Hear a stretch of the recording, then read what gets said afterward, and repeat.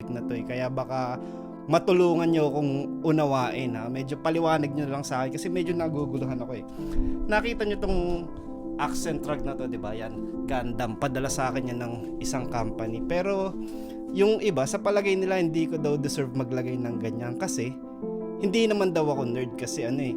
Hindi pa ako nakakabuo ng sarili kong Gundam, Gunpla, di ba? Di ko kasi alam na meron palang mga requirements no para magkaroon ka ng mga bagay na ganyan. Apply natin sa ibang senaryo ah. Ayan. Tarantado kasi kayo. Biro lang. Grabe kayo kay Dino.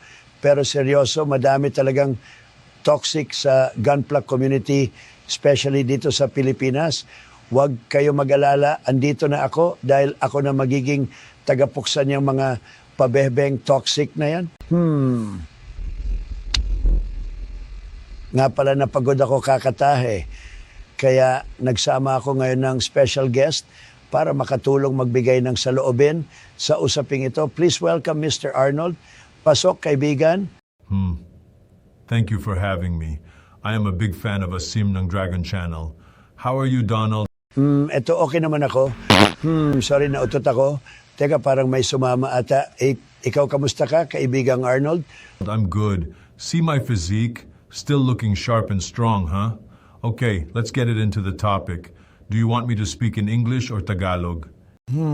Sige, magtagalog ka na lang, Arnold. Go, kaibigan. Yes, I'll try my best.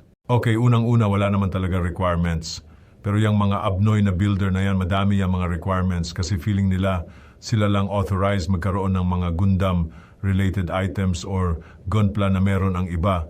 Lalo na kapag baguhan. Feeling nila kasi nasasapawan sila. And naiinggit lang din yung mga yan dahil syempre hindi nila afford yung mga bagay na meron ka. Palibhasa, puro gunpla is life lang ang alam.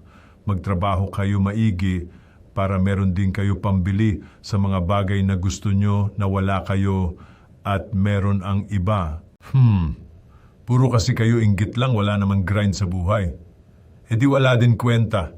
Ayun lang masasabi ko dyan. Maraming salamat. Ayan. Galing ng sagot mo, kaibigang Arnold. Ayan, sana nakatulong ito kay Dino at sa atin ding lahat. Huwag ka sana ma-discourage, Dino, sa pagbuo ng gunpla. Nakasuporta kami sa iyo. Maraming salamat, Arnold. Sana makabalik ka ulit para sa iba pang future collaboration. Maraming salamat ulit, Donald, at sa inyong lahat. Nga pala, pa-support ang YouTube channel ni Asim ng Dragon. Andyan ang link sa description. Thank you. I'll be back.